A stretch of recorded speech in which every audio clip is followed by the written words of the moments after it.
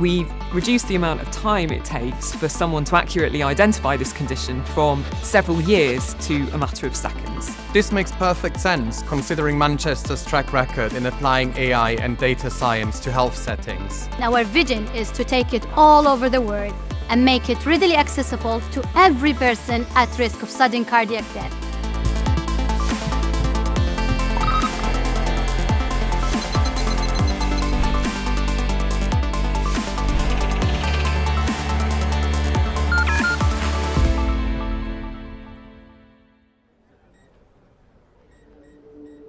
A while ago, I was at a meeting with Cancer Research UK and AstraZeneca, and we were talking about our mutual research interests. And one of the things that came up was that ECG monitoring is really important for patients who are undergoing cancer treatment.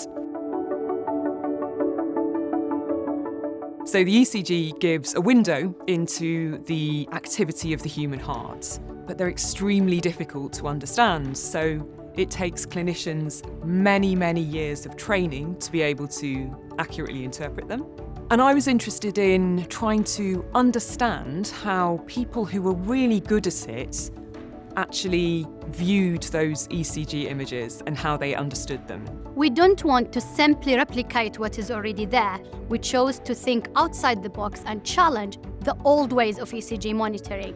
This work is not only unique for Manchester, it's unique to everywhere in the world. So, as we have this very specific focus, which is our long-term vision of preventing sudden cardiac death incidents, we also have the broad, more abstract pictures of human-AI interaction in healthcare environment, which highly demands the trustworthy and explainable AI algorithms.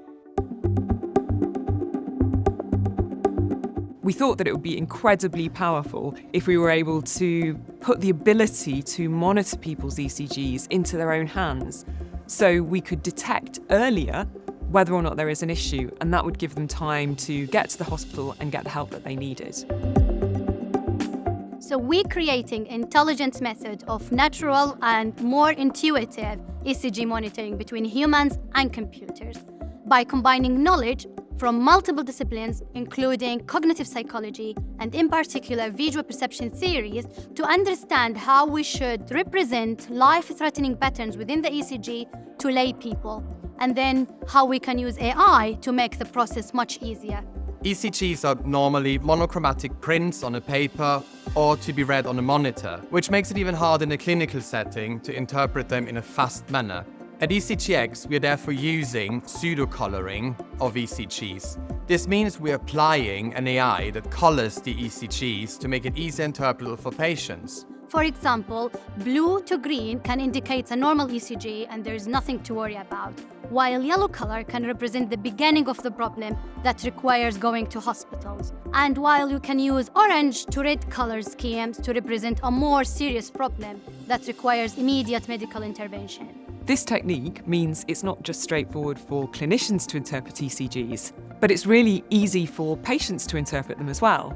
And finally, and most importantly, it's also straightforward for computers. At the moment, you have to be in hospital to have an ECG taken accurately. We really want to democratise access to this kind of technology.